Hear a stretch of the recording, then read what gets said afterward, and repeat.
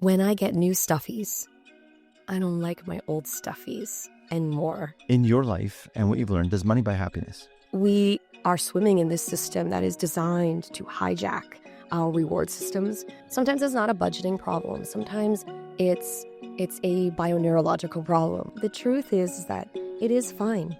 We have been fine. For the last 20 years of our relationship, we have shared values in the sense that we... Welcome back to the You Potential podcast. Today, my guest is Melissa Leong. She's a best-selling author, award-winning journalist, a keynote speaker, and a repeat guest on the Drew Barrymore Show. And for 13 years, she's the resident money expert on CTV's The Social, reaching millions of Canadians with a message that your relationship with money is really a relationship with yourself. Melissa is the go-to expert in Canada and beyond when it comes to navigating our financial decisions. During this episode, we talked a lot about how our family culture, the norms, and the lives we grew up in shape our financial beliefs and decisions we make today. This conversation really impacted how I think about enough.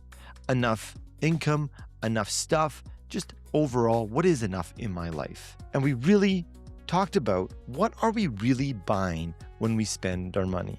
It's an interesting point. This is the You Potential podcast. I hope you enjoy it.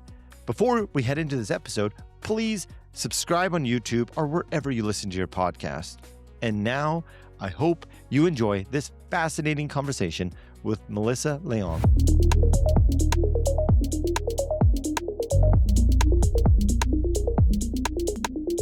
Melissa, welcome back, kind of, to the show. The new show. Welcome. The new show. Welcome back. Welcome for the first time. Whatever it is, I'm happy to be here. Thank you so much for being here. In your beautiful city. It feels like I'm on a vacation. It's so warm. Oh, well, I'm from Winnipeg, so I mean, anything that's not as cold as Mars is pretty good. Literally, no. I when I was working at the Winnipeg Free Press, one of the headlines that was on one of my stories was, "It is colder than it is on Mars today." And it probably was. It was. It's not exaggeration. It was. Winnipeg and Edmonton take the temperature victories up Oh, yeah. in minus 30s with the wind chill 50. Absolutely. It's very cold there, but the people are very warm. Oh, that's nice. I've never been to Winnipeg. I was in Regina for the first time last week. Okay. I'm happy to be in Edmonton after. But anyhow, Melissa, you are doing such amazing things. I always appreciate seeing you on TV, reading your book, of course. Somewhere I thought we would start is with your kids. I'm a father of a 7 and 9-year-old. I think your kids are around the same age. Yes, 6 and 10. 6 and 10. We know how crazy life can be with kids, and sometimes you want to choke them. But there's I'm tired. Do I look tired? People can't hear it on the podcast, but I probably sound tired too because of getting over a cold. Which, thank you for coming. With all the chaos in being a parent, there seems to be this like magical moment of like 15 to 10 minutes at nighttime when everything settles down and like their brains are just, I don't know, at least my kids, I feel like they're it seems like their subconscious just flowing and they just start to talk to you. And as much as I want to be like, hey, just go to sleep, I got to go do the dishes and this, there's that moment that you get to have in those night times. I understand you recently had one of those moments with your children talking about money. Yes, thank you for bringing that because we were just talking about this before we started recording.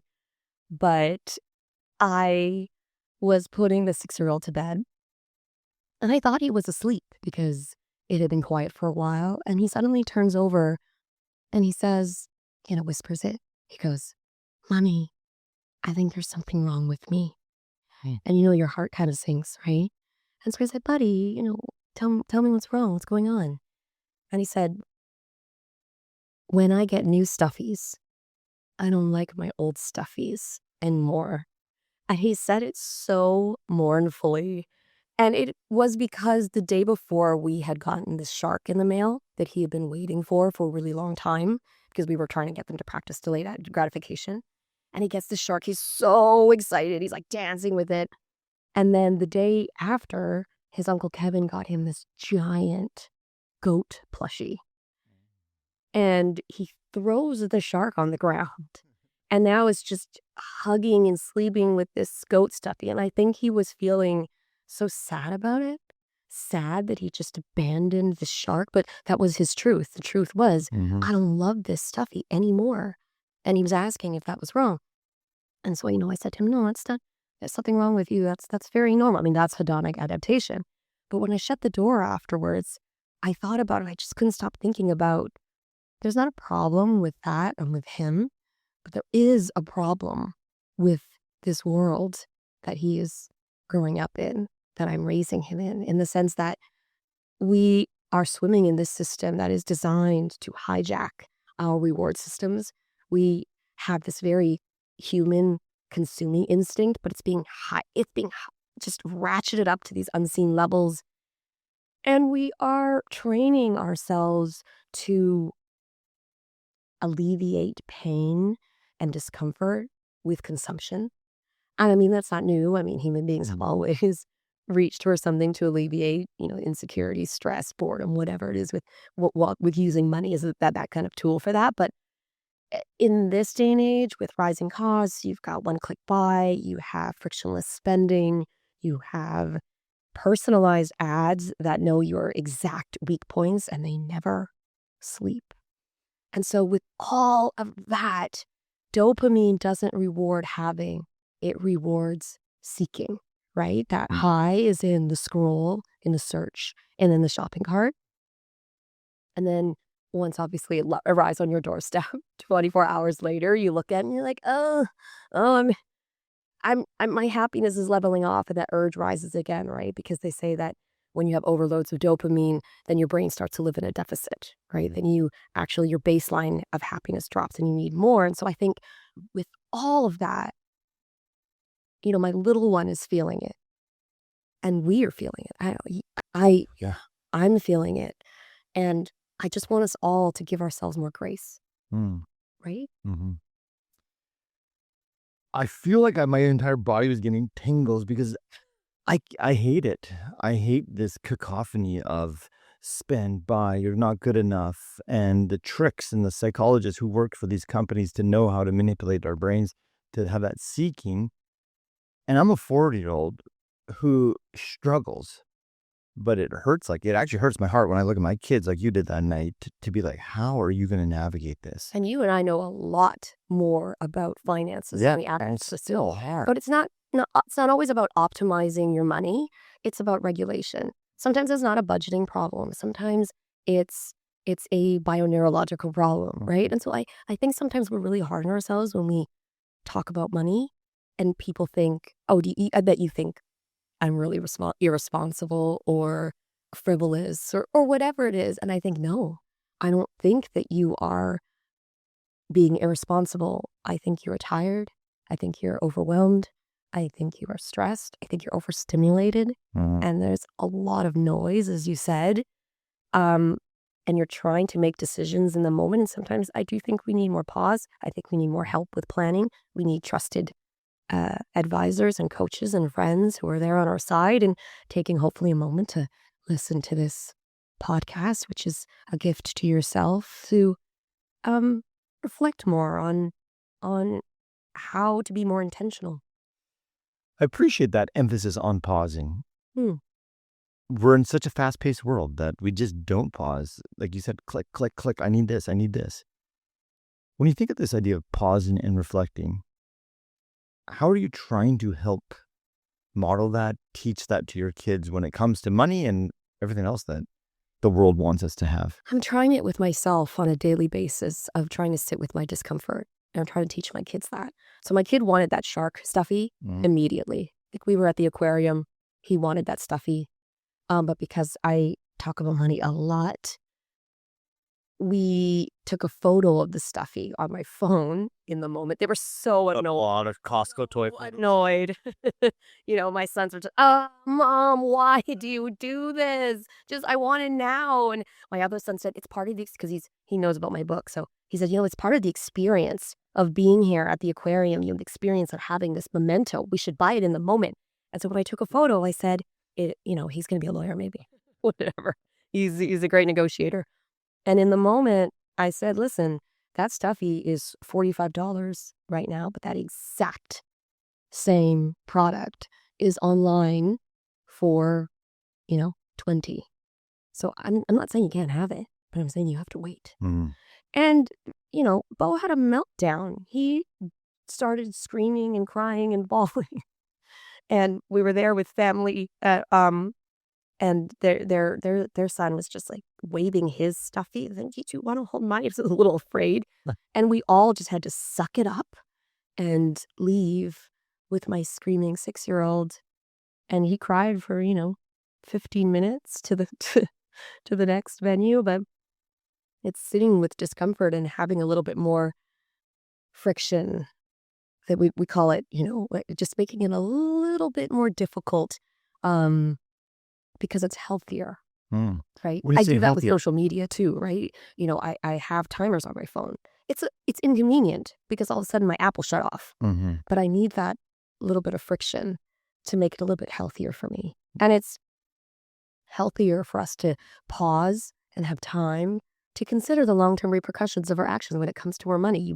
You work really hard to make that money, but you could spend it in the blink of an eye, right? So you need a little bit more time, more pause to think about, what are my motivations for this? What do I actually value this? Is this in line with my values and the goals that I made at the start of the year? What am I feeling? Can I name the feelings of why I'm actually buying this? Am I bored? Is this an impulse? Just Mhm. pause. Pause. You said so many good things there. I like how you started with, when I asked you, what are you doing to your kids, like to help teach them, you talked about starting with yourself and like sitting with your discomfort.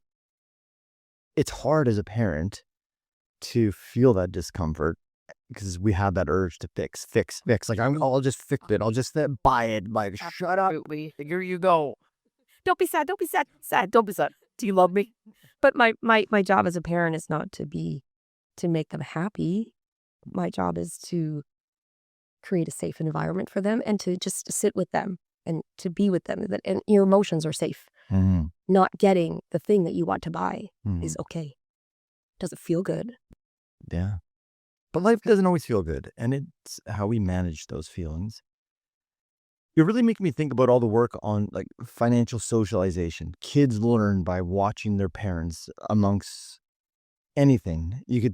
I can't remember the exact numbers of one guest I had on, but she had studied parents or financial literacy for children. And it was tenfold what they learn from their parents is more enduring than any sort of course they took like when they're 14, 15, Right. 16. Like all of our lessons, right? Like where did we learn to be who we are? Exactly. Yeah. And money is just an accelerant. Money shows you who you are because you use it to navigate this world. And how you navigate this world is a combination of all of these things that you've absorbed, good and bad, from your upbringing, right? So You didn't learn that one in school, eh? I mean, I'm trying to be cognizant of the world that the children are inheriting from me is often unconscious. Mm-hmm. Mm-hmm. You grew up in Winnipeg, you mentioned. Did it? Speaking of the unconscious memories that we get, if I understand correctly, your grandfather helped create Chinatown in Winnipeg. Yeah. Your family had a restaurant for 70 years? Yeah, 70. 70, that's a long time. That's not a restaurant, that's like a legacy. It would seem. Absolutely. As you think back to those origin days of Melissa, watching your grandparents, your parents in the restaurant navigate running the business, what story do you recall telling yourself what money was? I learned that money was scarce, that you had to work really, really hard for every dollar earned. And because I'm the eldest daughter of immigrants, I grew up with that mentality of, well, money is for taking care of people. So my mom was, I'm going to say frugal on this podcast, but I'm thinking of another word. But she was the type of person who would get mad at my dad if he bought the expensive toilet paper. That toilet paper is too good for us. You know what? We need the sandpaper toilet paper. Mom, what were you thinking? I know exactly what she was stating. She was thinking from a place of scarcity. Her parents grew up in war, right? So the stories that come out of my parents and my uncles and aunts and grandparents' mouths were stories of just fighting to survive. And that is what I absorbed unconsciously that I'm now sort of, peeling back the layers of the onion and realizing that mommy is not cheap. She's just, I do have a scarcity mindset. I do feel averse to risk. And I'm also trying to appreciate that I can feel those things, but not necessarily behave that way anymore.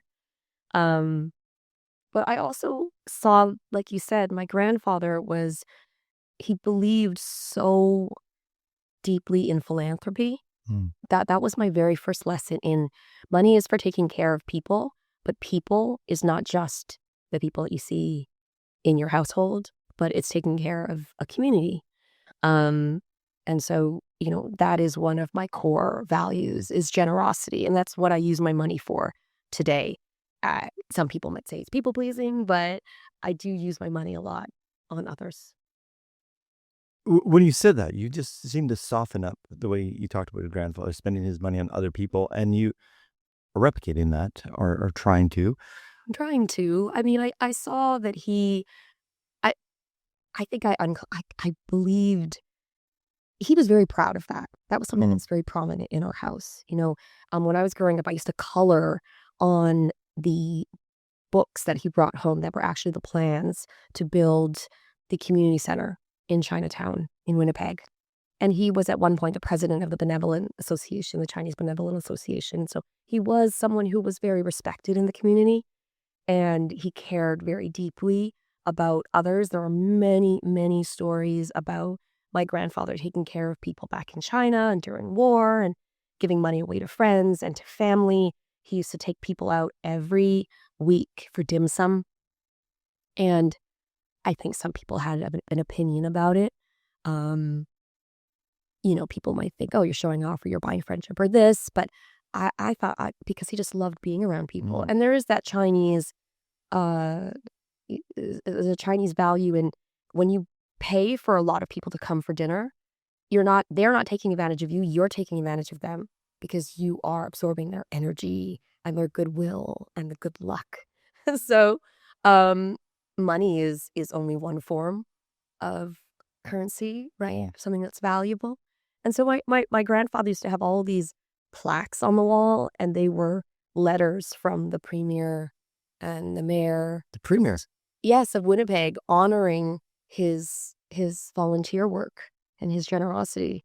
And so there are things I just don't think that people even in my family know about because it's not that would brag about it, but there's this beautiful pagoda in the park in one of Winnipeg's biggest parks, and the government had stalled in trying to create and fund the creation of this beautiful monument to Chinese culture, and my grandfather just ended up paying to have it finished. And I don't know that we ever talk about that in the family. Wow. What was he first generation? No, his father had come. His father had come. Previously. He sounds like quite the man. Yeah, of course, I'm not hesitating because he wasn't. I'm hesitating because we often talk about the man, and we don't talk about his wife. Yeah. And his mother. We talk about how the men came to Canada and worked and sent money home, because back in the day that the Chinese population, the Chinese Canadian population, was largely a bachelor society because all the men would come and work. But that's because also there were immigration laws that separated families for years, if not decades. But it's the women in my family that were powerhouses because they were back home also. Taking care of them. Yeah, but they were also running businesses. Really? And taking care of the family, but also surviving in war. So there's these harrowing stories that my uncles tell about my great grandmother just running from village to village with all of these little kids, through rice fields, and they were covered in leeches, and farmers were shooting at them, and because they were trying to avoid the Japanese army who had invaded at the time. So I can't imagine. No. I'm struggling trying to get my kids to school on time. Trying to make sure that they're What am I even happy with the complaining shark. about? You will be happy with that sharky. I had stories for you that we will never, never be able to properly appreciate. So we only know based on our own experiences, right? Our worldview is shaped by what we've experienced often. Yet I love cultures, and I feel like we're poor at it. Like at least my family, my half my family is Ukrainian, and it's nice to hear these stories. But stories I find help ground us in a way. Like if you're telling this story, then I'm starting to think in my head. I'm like, God, I'm not running from village to village, running businesses in war. What do I have to worry about right now? And I know all I have is my lens of the world right now, but I feel like family stories or stories within cultures help ground us and illuminate us to like, man, the people before us, they put in the work. I also love the opportunity to tell the stories. Mm-hmm. I love the opportunity for all of us to pause and appreciate what has come before. And this is your prompt. If you're listening and you're curious, maybe ask. Call your mom, dad, grandpa, grandma, uncle, whoever, and ask them an open-ended question about the past. Mm-hmm. But something that really sticks with you as a story. You never know what you're going to No. hear and what you can carry forward in your own life and your own motivations as you're trying to build your own life. You can even ask the money stories. I think we don't have enough conversations about money. It can become very practical when we talk about money, or it can be taboo often in my culture.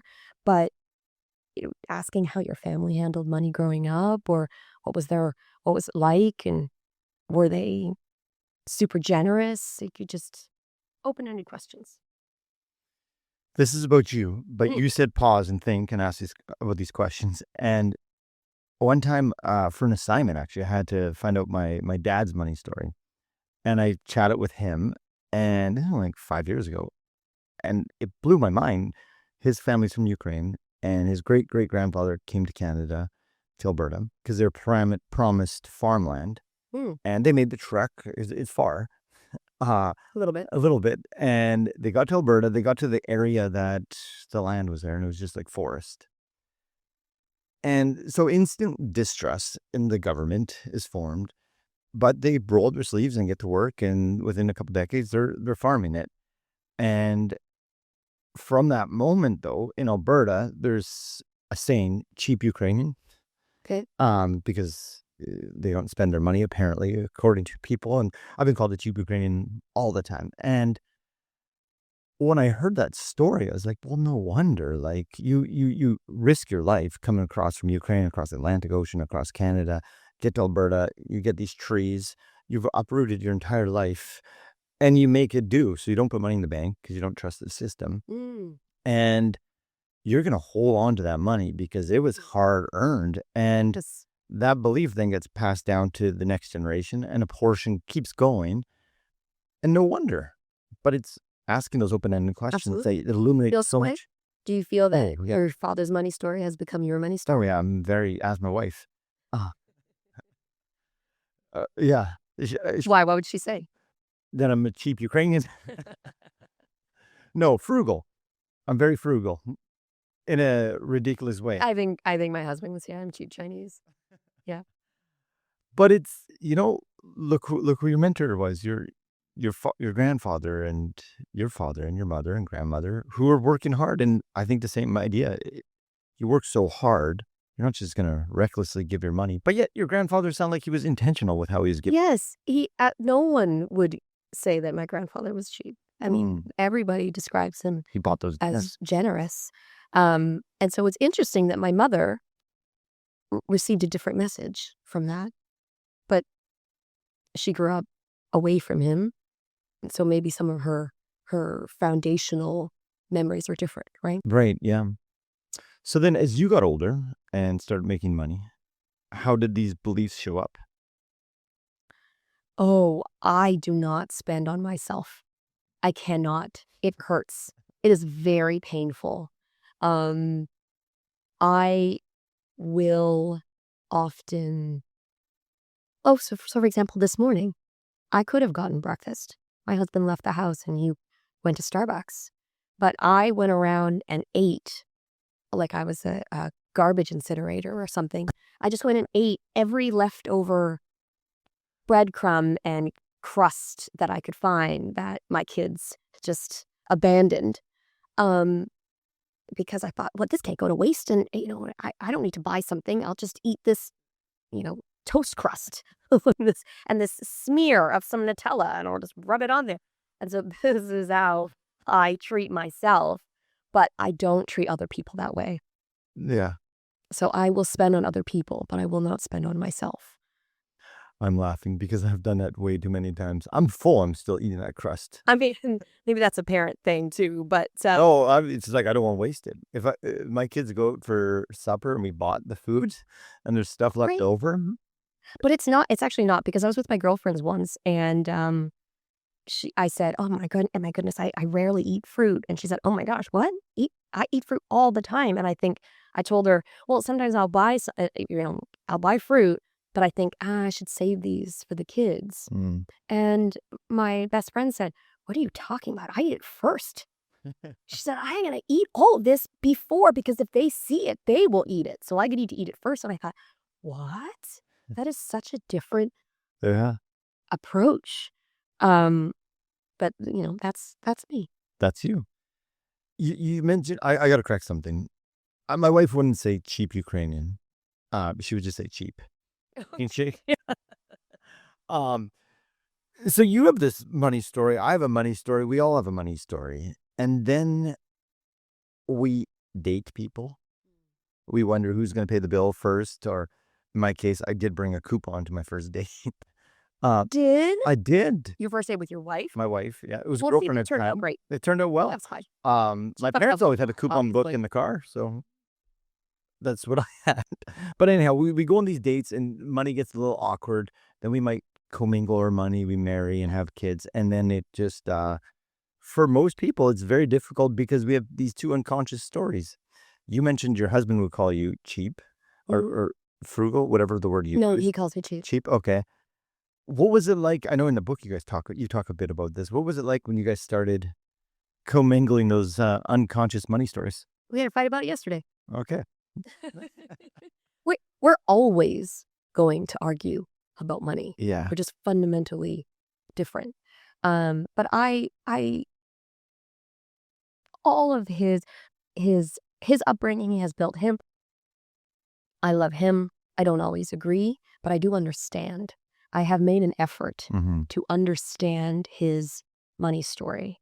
And so when these things happen, I get triggered. I'm still very upset, but I try to react in a very different way than I did when I first started dating him. He also is from a family of immigrants, a family of entrepreneurs, but they saw money very differently. They have an abundance mindset. They just thought, fine, money gone. I'll just make more. Just make more. It's like this. Just like make it. It's just this machine that just produces more of it. And so, we've had some challenges in the last few years with some tumultuous geopolitical, uncertainty, and with tariffs. That's affected his business and my business greatly. And I see the way that he approaches it with this idea of, okay, let's pivot. Let's do this. This is the founder's mindset, right? The idea of, we've hit rough waters. Let's see if we can, try to fix the ship or build the ship as it's kind of sinking. We'll figure it out. Whereas I am just trying to hoard everything that I could get my hands on, because I'm reacting in the same scenario with a very different approach. And he's still very, hey, I want to take my son to this concert. How much is this? It'll be fine. And then I ask him afterwards, how much was it? He's like, what? I don't even know. Let me check. That's what happened this week. And he tells me something inside of me just I'm imploding on the inside. But for him, it was worthwhile. And so it's hard for me to argue with someone else about what is worthwhile. How do you tell someone that something is not valuable to them, right? That is a very wise approach, Melissa, because how real it feels that they're wrong, I'm right, hey? In those moments? Yes. We're trying to be careful that, and it's not just us. Canadians, according to many surveys, are trying to be more intentional. Many people in the world are trying to be more intentional about their spending, given the uncertainty and given, people are legitimately worried and just want to be more conscious about their spending. And I feel that way. So when he feels it but reacts in a very different way, I don't get it. I don't get it. So when I'm uncomfortable with something, I often say that it has more to do with me than it does with the other person. And so I really need to stop and think, I'm super uncomfortable with this. I really got to take a moment and question why I feel like this. And then I'll have a little bit more empathy for why he might feel differently. You had said you want to understand. In this example, you clearly understood about the concert tickets. What concert was it? Ghost. Ghost. I don't know. The rapper? No, it's Oh, that's Ghostface. rock. Ghostface Killer. I was like, They also like that, but yeah, it's like a rock. rock. Okay. But you clearly understood there. Do you find yourself in your relationship, and I'm asking this because it's universal to everyone, not just you, but having to agree or understand but not agree and let that go and let that just be, that two things can be true? I understand, but I don't agree with you. That's my philosophy. Yeah. Two things can be true. Mm-hmm. Or I don't understand. Hmm. And I don't agree. But that doesn't make your feelings and your thoughts less legitimate. Mm-hmm. And I mean, in such a polarized world, I don't think we have a lot of that. And I think that's a struggle. But if we had more pause to consider, I think we talk a lot and we listen very little. We listen little and rarely hear. Oh, or we listen and we're not hearing. Yeah. We're just thinking about what we're going to say next. Isn't that what we're supposed to do? I'm just joking. I'm just joking. So, Melissa, I think more people struggle relationally with money and their money stories with people than I think they can articulate, let alone talk about. Ooh. From your experience, whether it's personally or all the work you do, what have you seen can help people as they navigate this really wild, messy relationship that we have with money with two people? With two people? Yeah, with two people. What would help the conversation between two people? Yeah, what have you seen works? You've talked a little bit understanding. Anything else that you have seen really can help couples? Money has to be a habit, right? It's a language. And if you're not fluent in that language, it's going to feel uncomfortable. It's going to feel fraught, right? Because often when we have those money conversations, they're usually, you've come in from wherever you've been and I'm standing at the door with the credit card bill, right? That's not going to be a productive conversation. And so we often have to wait until your emotions aren't raging, until you are a little bit more regulated. This is a question of not just strategy, but of regulation. You can't have that conversation if you are feeling super triggered and you're angry and you're scared and you're upset. You almost need to be connected first and then have those conversations. You also need to be in the habit of having just regular conversations about, rhetorical questions, hypothetical questions about money. So you already know, you might already know what your husband might say or your partner might say if you asked them, if we won $1 million tomorrow, but we had a week to spend it, what would we spend it on? Those are fun questions to talk about money. You can't just talk about, okay, you should be investing because I'm going to take care of this because, my income is lower and we need to optimize for this and that. We also need to be talking about fun things, which, I say this a lot, but I call it the dream sandwich, where you talk about something fun, you talk about the hard work in the middle, and then you sandwich it with something fun. My husband now has, he gets excited when he says, ooh, let's do our net worth calculation. And I thought, who are you? But it's because we've made it a fun thing where quarterly, maybe twice a year, we'll sit down together, we'll have a drink, we'll have snacks or whatever, and we'll talk about plans that we want to make together, while sort of calculating how we've been building wealth together as a team over the last year. Um, was it fun in the beginning? Maybe not, but now it's great. It's cool. You're like, look, we're trying our best. We're Doing this. we're doing this together. And sometimes the progress is not this way. Yeah. It's a little bit backwards, but then at least we get a sense of, okay, you know what? You're not alone. You're Yeah. not alone. Yeah. We're going to do this together. You said together like 4 times in there, which emphasize how being together in this journey, it's important because when we're at odds, damn, it's hard. Absolutely. But I want to emphasize the team part, but not at the expense of the individual. I do think that it's really important for women to still have agency and to feel responsible for their share of the money. There are studies that show that in households, males do more, they take this traditional role of overarching financial planning, like investing, where women in many different cultures do more of the household day-to-day budgeting. And I think that's okay to delegate, but make sure you also still know what's happening in that other lane, right? You still know the passwords. You still know that especially if you're married or in certain provinces cohabitating, that half of it is yours. So I don't want women to get into a situation where they feel the power imbalance limits their choices.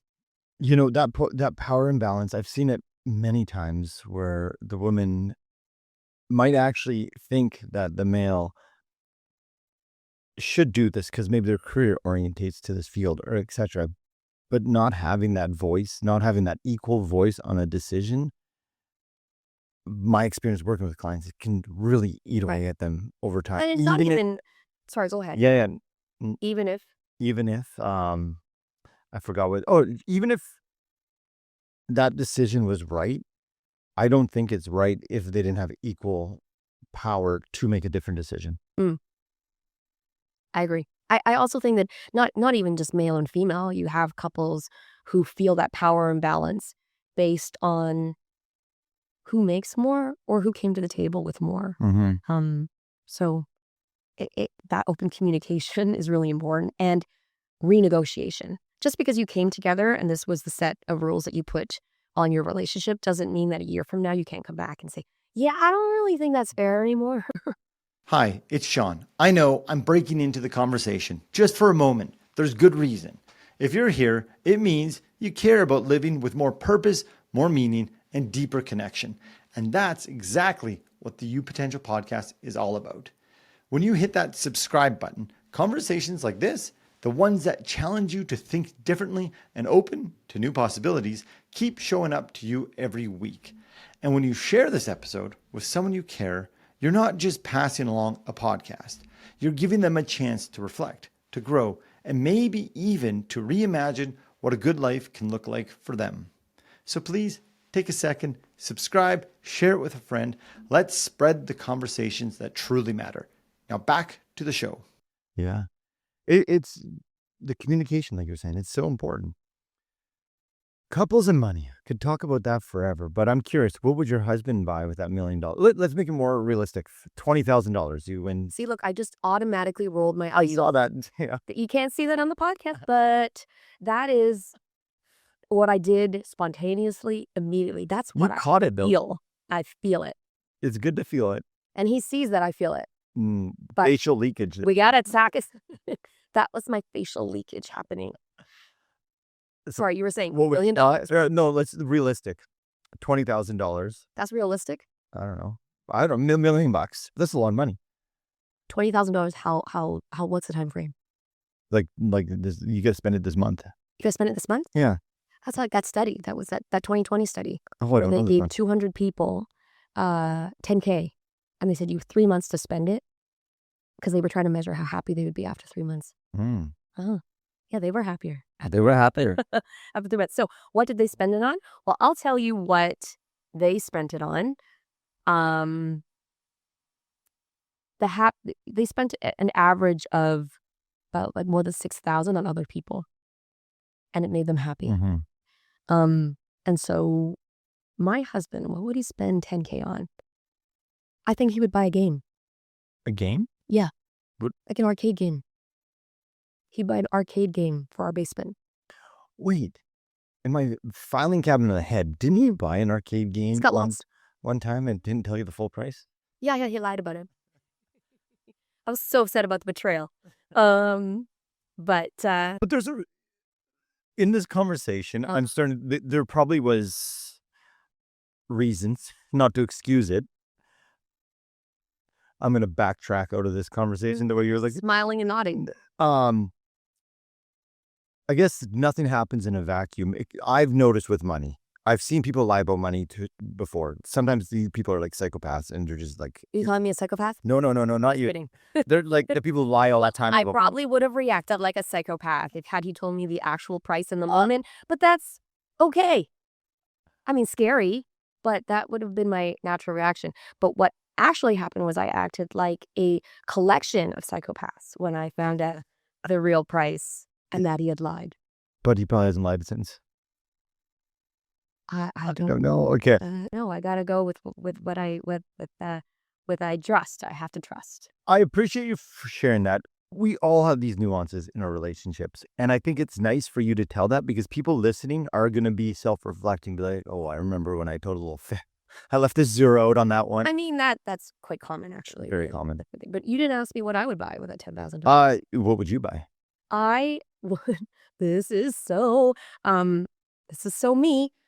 I would probably put half of it into my kids' RESP, and then the other half, maybe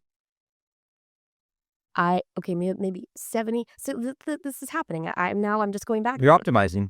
I would put 75% of it into my kids' RESP because I got 2, and then I could, top up from the previous year to get my grant from the government. Because we, if we miss a year, you can always go back and play catch up. And then the rest of it, I have some friends who they're getting married. They are planning to expand their families. And my sister just bought a new house. So I would give them all gifts. I'm going to give them gifts anyways. Yeah. But I might as well put that aside for them. Like your grandfather buying dinner. It's nice to spend money on the people. It is. It feels good. So, but it's you see how it's very different. So how I would spend that 10K. Oh, I used 10K. I didn't do 20K. You asked me 20K. Yeah, I used 10. So my husband would spend 10K on a game and I would spend 10K on other people. Maybe I'd buy myself a bubble tea. But there's 2 of us and the money is ours. Yeah. And so to try to make decisions that will please both of us is not always easy. So whether it's yourselves or what you've learned from other people, how do you facilitate that? This idea that we have our household expenses and then we have these individuals, someone to give it away, someone arcade games. How do you and your husband talk about that? It's something that me and my wife struggle with is how one's enough for us individually. But I like your point. We need to still focus on the individual. I'm always going to be uncomfortable. Uncomfortable? Yeah, I've accepted that. I'm going to be uncomfortable with him spending money on anything fun. Face when you said that you're always going to make me feel something. But I have to tell myself and remind myself, I have a narrative that I tell myself about the story of our relationship. Mm-hmm.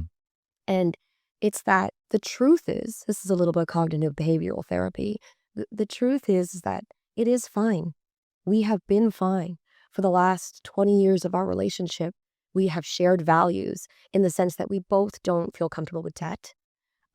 He spends more of the surplus on that more than I'm comfortable with. But at the same time, we have made goals together. And I've seen that. I've looked back and seen that we want to put aside money for our kids. We want to pay down our debts.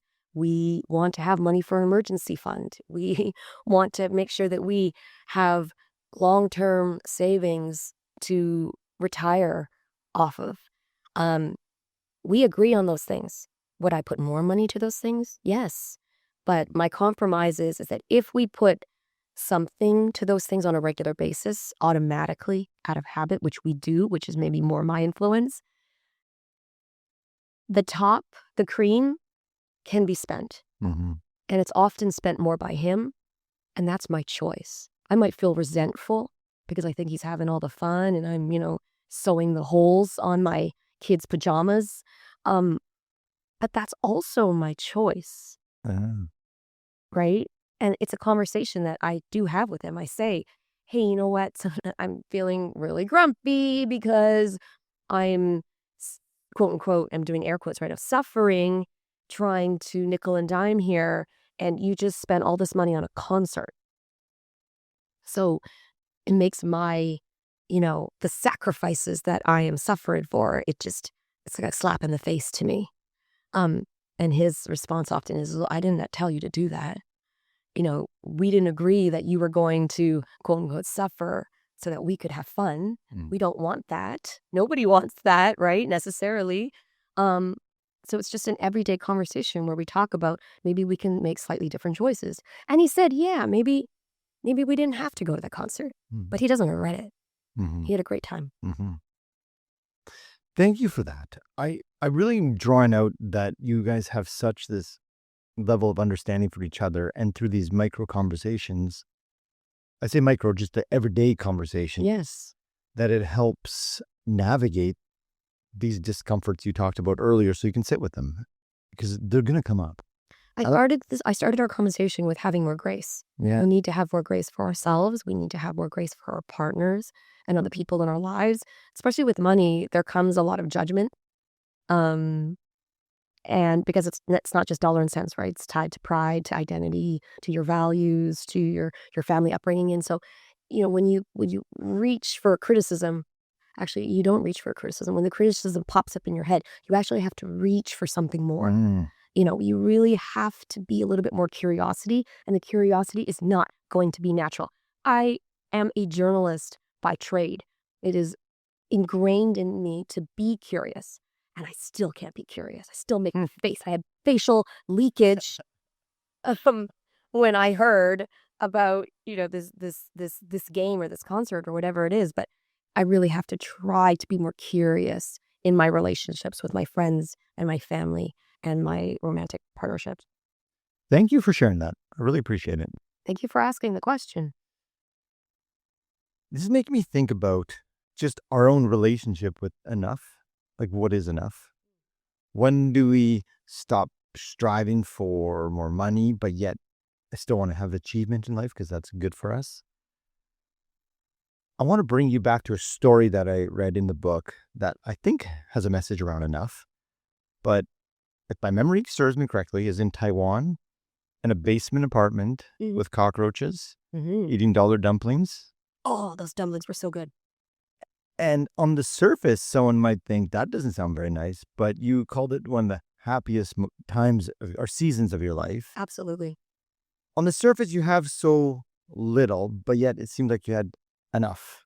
What did that teach you? I've had many moments like that actually since that reiterated that lesson for me.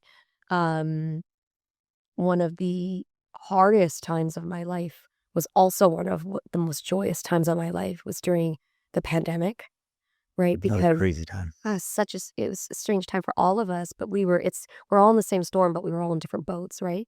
And in my boat, our income was just decimated. It was very, very stressful. And my husband he was going through a mental health challenge during the time. I had a newborn in 2019, and then so I had a 1-year-old in the pandemic. But even though financially it wasn't the best time, it allowed me to hyper focus on what mattered in my life, and that is the lesson I've carried through. You talk about that time in Taiwan. I had $5 in my bank account, and I did. I lived in this basement apartment, which I loved. It was in the night market. And so there's, it's a plentiful place for food, for humans, and creepy crawlies. And so my apartment, in the middle of the night, you turn the lights off and you'd hear like this like scratchy sound, like it do like ASMR on the mic. And you just hear like, it sounded like paper hitting the wall, like a crunched up ball of paper. But it was because the cockroaches fly and they'd fly around in the dark. They'd just like hit the wall. And so you would hear this.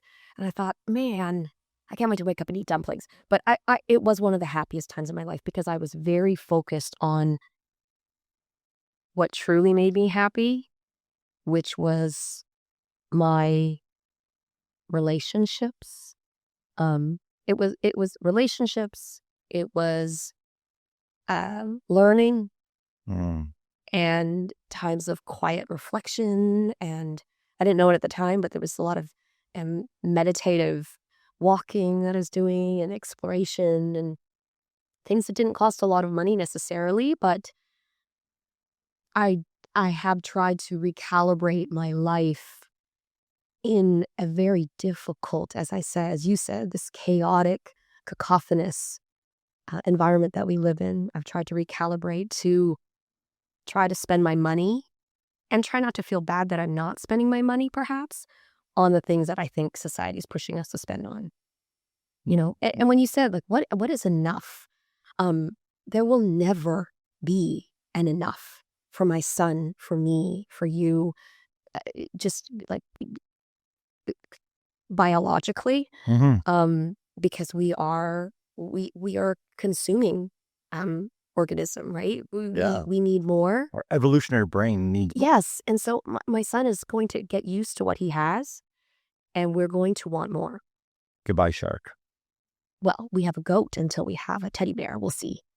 So that's why I'm trying to put a pause on the consuming. You actually need to institute okay, you know what? We're not going to get a bunch of stuffies for a little while. And if somebody gives you one, I'm going to hide it in the closet. Or we're going to hide your old ones and perhaps I'll just bring them out as if they're new. And you'll feel the novelty again, right? Yeah. But we are always chasing. And so that's not going to be different. We're always going to look for a new pot of gold at the end of the rainbow. And currently, unfortunately, when you said how much is enough, often human beings, according to research, view what enough is by looking at their peers, looking at the people beside you. There's that great study. I love it. I talk about it all the time. It's that study that shows that if you live next to a lottery winner, you're more likely to go bankrupt. It's just because what you're used to is changing, right? What you see out the window. But what we see in this never-ending, onslaught is comparing yourself to this curated, unrealistic vision. And now with AI, just this unrealistic, unreal, literally, lifestyle that we're all just unconsciously trying to keep up with. And so sometimes when you think, oh, I don't need enough, part of that friction is forcing yourself to think, well, what do I have that I like, that is good, that you appreciate? I mean, that is a meditative practice to sit in that sphere of okayness and say, I'm actually okay right now. And there's so much power and comfort in telling yourself right now, in this exact moment, I am okay. You don't need more. I'm okay. Melissa, that right there, I think, is the greatest wealth transfer, call it, that we can give to our kids, is that mindset that right now I have enough.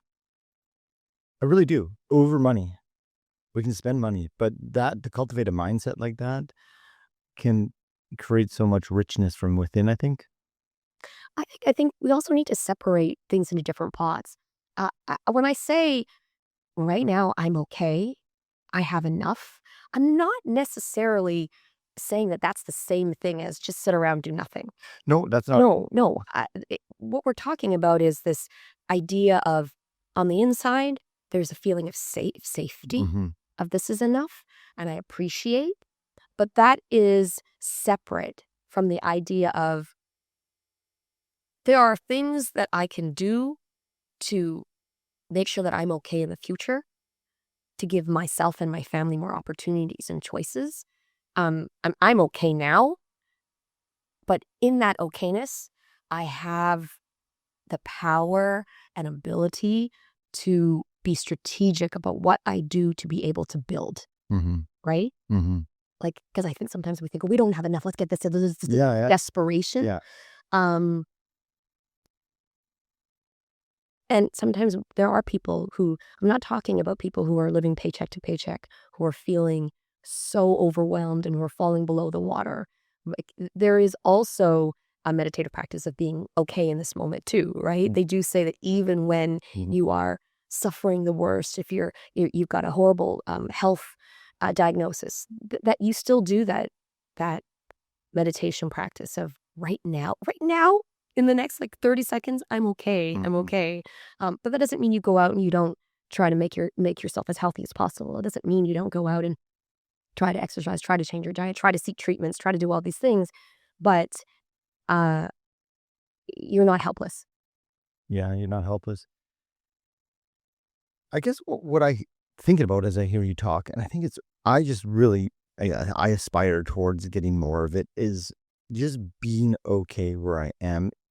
And I guess you're saying two things that can be true: still wanting to grow and achieve, but I'm satisfied. Enough I struggle with, because when is enough? But satisfied, I feel like I can be satisfied and still, want to achieve, want to grow the podcast, get great guests like you. But social media, the inherent social comparison bias that we have, I think takes us away from these inner conversations that I'm okay the way I am. I still want to grow. That's an intentional decision. And I asked you about the cockroach-infested basement because I find when I travel and I go into these uncomfortable situations, it removes me from this crazy social narrative that I got to succeed, hustle, achieve. And it just puts me more, I guess, in alignment with who I am when I travel in those situations. Yeah. But then I come back and, that crazy whirlwind pulls me further away from like the congruency of who I am. I like so many thoughts about what you were saying. Okay. One of them is that I think coming from a place of being okay on the inside is also a reflection point for you, right? It's a point for you to say, okay, I am looking inward and now I can determine what I value. Am I buying this? Would I buy this if no one was looking? If no one would ever see that I bought this thing? It's determining what you value yourself. And I think what's happening nowadays is that, for example, the idea of home ownership might seem so far off for young people. And so they're thinking, I need more balance. But I don't want that to be, I need more balance as an excuse for that goal is so far off, I can't try. Right. Yeah. So I'm instead going to spend my money here. But looking inward will allow you to determine if you're actually doing that. So looking inward will actually allow you to, why do I think I need to get this thing? Is it society or is it me? What do I value? I value learning. So I'm going to spend my money on a course. I am going to, I value having this fulfilling mission of making a better world. And I'm doing that through building this business. This business is in service. And I'm going to put my heart and soul, and I'm going to quote unquote hustle because I believe in it. You are defining what it is you are working for. Like if it's for money, well, what is the money for? I just wish people had a little bit more intention for that. And be honest, if it's to buy a new car because you need to social signal that you're a success to your mom and your dad, and you think it'll make you more attractive to a potential, suitor or whatever it is, or a female or whatever it is, be honest about that. Viktor Frankl has that line, between the space of stimulus and response lies the freedom. And I feel like a lot of what you're saying is that pause in that space between stimulus and response. There's so much richness in there. I feel like you got a book coming up about the richness of the pause or something like that. Because you talked about CBT. The thing I appreciate about CBT therapy is like they talk about there's that activating stimulus and then you pause, you think about it before you respond. Right. that's such a good practice within our money stories, within our financial behaviors, and beyond. And Really life. hear this. Yeah. And life, yeah. This is life. It's not just money. Well, We got one life. Yes, but money is a tool for your life. So And money is life. intentional about it. But what I'm saying is that the system is created so that we are parting with our money without thought. We are parting, and we are parting with our finite time. I don't know how old you are, but I turned 40 this year. I'm 46 this year. 46. Okay. I actually felt like I turned into an adult this year. At 40. And it was like, when I looked at like the finitude of my time, I was like, holy crap, I have like 43% left of my life, or something like that, depending on life expectancy. And it really had me reflecting, like, am I spending my time where I want it? And naturally you start thinking about, how am I working? Is it for doing the right job, giving away my hours? Like, I never get back this time, other than have good memories and enduring recall of it. Have you had moments of reckoning where you're like, hey, life does end. How am I spending my time? Not just my money, but my finite time.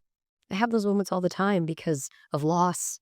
Mm-hmm. You know, my husband lost his best friend recently, and you know, I was writing someone over the holidays who recently passed away, and so you're surrounded by examples of how little time you have with the people around you, and so yes, that changes the way that I plan to spend my money. Also, I don't know if you know this about me, but I have the memory of a goldfish. I remember nothing. If you open my phone, there is a list on my phone, and I apologize to anyone who has ever witnessed me mess this up still. I have a list of names in my phone. If I meet you, I have to write your name down, and it'll say, Peggy, grocery store, having a hard time finding fruit. And whatever it is. But I don't know who that is. If I ran into Peggy again, I look at my phone. I'm like, are you the Peggy who didn't know where the apples were? Or are you the Margaret who, so I have to write everything down. I have very detailed diaries of conversations I have with people. And so that affects how I spend my money because I'm not going to remember it. I am not going to remember this thing. And so I will value novelty because your brain works a little bit harder, obviously, to remember this than the last time you brushed your teeth. And so I plan at the beginning of the year with my family. What were the things that you remembered from last year that were awesome? Let's spend our money on those things again. But most of the time I think I'm not going to remember this. I'm not going to do this. I'm not going to remember. Sure. But my husband uses that as you're not going to remember this, $200, so spend it. That's what he says, which is very interesting. What are you saying? Well, I was reluctant to purchase some training. I thought that's just so much money. And he said, what he does is he just extends the time. He goes, well, you're not going to remember you spent this $2,000 5 years from now, are you? And it's for the betterment of your life. Yeah. How about spending money to go to Japan? I hear that you might be going to Japan. I am. You are. Happening. Did you buy the ticket? The tickets are bought. Oh. So we are going. Less, I'm going to knock on wood because, unless anyone gets ill or whatever it is. Yeah. But I've always loved travel, and that's something that we try to spend our money on, something that we have decided that as a family value. You emphasize that we there. My husband and I, yes, that we spending our money here, and we're going with our some of our closest friends. Oh, nice. It becomes like an anchor point for me. I don't know if you do this, but I'm going to be spending a lot of money here. So I'm not going to do this in February because I have to save it for April. That's what I say. I say that to my sons too. They wanted to buy this thing. I say, well, what about Japan? What if you find a Pokemon stuff you want to buy there? Then you're going to look at this shark and think, dang, why'd I spend the money on the shark? It's just going to get replaced. I see the time. I know you got other things to do than talk about zero what I planned on talking about, but way better than I planned on. Seriously? Oh yeah, this has been great. I didn't look at my note once. I did, but this is Why don't you ask me one thing that you actually had planned to ask me? Okay, I had a thought here though. Oh, This is what I like about conversations though. Like real conversations to me are one of the most enjoyable things. So I don't consider this an interview a conversation. You mean you do consider this interview a conversation? No, I don't. I don't. My brain thinks this is a conversation, not an interview. Right, that's what I meant. Okay. Yeah. Sorry, I was going between two different thoughts. You wrote a book called Happy Go Money. You have this lingering effects of a scarcity mindset around money. Oh, it's there. It's there. It's there. But you've been working on it, pausing. It doesn't rent. It's a permanent. It doesn't rent. Hey, that's acceptance there. You wrote a book on happiness, essentially. According to Melissa, in your life and what you've learned, does money buy happiness? Yes. Yes. No. The studies actually support that. But the studies support that money buys happiness. There's new research that actually supports that it buys happiness at even as income rises, that there is no leveling off. But there's so much nuance to that, right? I mean, I wrote an entire book about it, and I've continued to talk about it in keynotes and research it. But there's so much nuance. So the newest research shows that it's actually for the least happy, maybe 15 to 20% of people, more money does make you happier until about 100K. And then after that, there is a leveling off. Because we have that baseline. For really unhappy people, you have a baseline of happiness. You're grumpy. So you can have as soon as your basic needs are met, you're going to be grumpy again. You're just this is now really grumpy, but for everybody else, more money does make you happier, but just a small amount. Small, like, I don't know. I think this particular research, which was done by Daniel Kahneman, who I had the gift of interviewing before he You interviewed Daniel Kahneman? Yeah. Wow. Yeah. That's great. I stayed up all night. I remember because I love him. Yeah. His research, it's obviously this pioneering work in something that I'm so passionate about. So, it out of a 100-point scale, you're I don't know, making between 15K and then having 250K. The happiness jump was like 5 points on this 100-point scale. So it's not a lot. I mean, if you got a headache, you'd be less happy than making all this money. Yeah.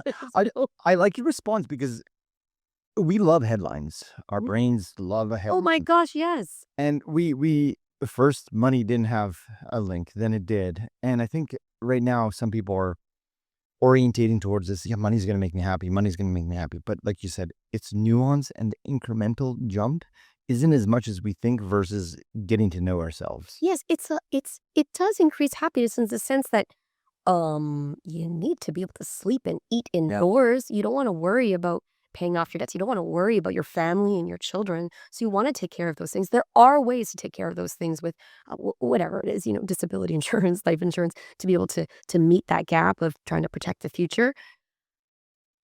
But I think we have this idea that if we get that $1 million, we're just gonna Life is going to be good. Amazing.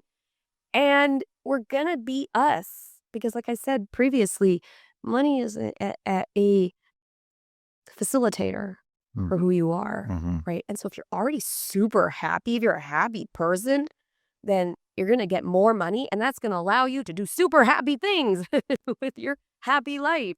But if you're a miserable person, there are other things that will create more happiness in your life. And so I tell people, listen, yes, more money in your life will make you happier, but what will make you more happier is using that money on things like relationships, on your wellness, on your health, on your mental health. Those are the actual drivers of happiness. Personally, this is why I like books like yours, is because I really do think, of course, after like we talked about, the basic threshold of security, shelter, etc. is met, you're better off focusing on the things that bring you wellness and well-being in your life, and then use your money to facilitate those things. Yes. Where money by itself, we know, when you don't know how to use it, man, you start wars with it and other crazy things. And it's not, you think, that's Sometimes we joke about somebody we know. We're like, oh, that's her. She's addicted to online shopping. She just loves fast fashion, this, and that. And I think, no, that's science. That overload of dopamine, you just need more, right? And so don't beat yourself up over that. That's it. Trying to figure out what actually makes you happy requires some time and work. Why I'm like that response as well is I find I struggle when people like, do this and you're gonna be happy. There's recommendations, but I've heard a lot about this reflecting.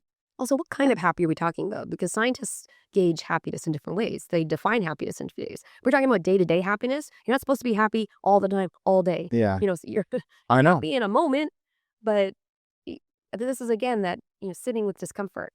It's also being okay with not being happy. But when we're talking about life satisfaction, different things drive life satisfaction, like your partnership, who you choose as a partner has That's a big life decision. Yes, is a bigger effect on your happiness than necessarily how much you make.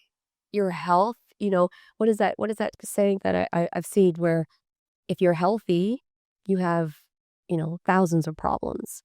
But if you're unhealthy, you have one problem. And so it's just perspective. It is difficult. It is, but it's important. As we come to an end here, we talked a bit about your kids, what you would like to teach them about money. Flip that around. What have they taught you about living a happy life? Day to day or reflective, whatever happiness you choose. Look at them. Because sometimes when I feel disconnected from them, if it's been a busy day and, the 10-year-old is turning 11, he's not really looking for me as much. Sometimes I'll just pause and spend, I'll put a look at my phone and I will force myself to stand there and stare at them for 60 seconds. I'll just look at them and it helps me feel a little bit more connected to what they're doing.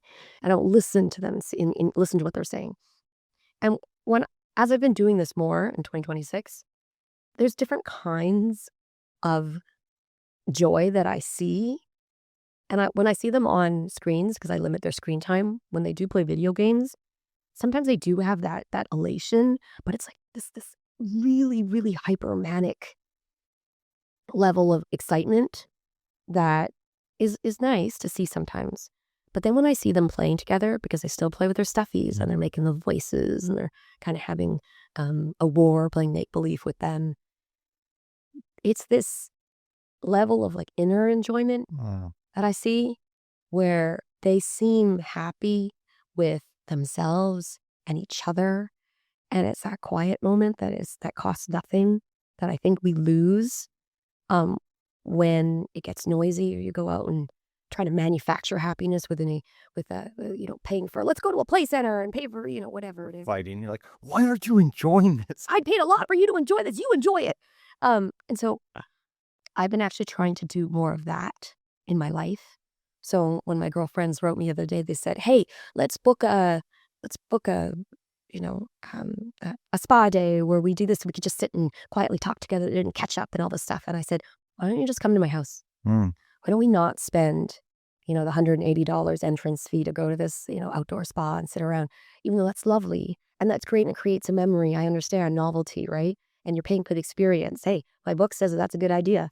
But we could also have that quiet, beautiful, wonderful, peace, not spending anything. We did why don't each of us will bring a small charcuterie board. Mine will be just candy. And yours could be carbs. Just make a charcuterie board of Fred. And we'll each bring something fun. So that makes the novelty. Yeah. That's the memory. But it's not necessarily going and having a splashy night out or putting Coachella on layaway or whatever it is that we need to do to create moments for ourselves. We can have these wonderful moments that build the fabric of our life without, ignoring the long-term goals and other uses for our money. Very well said.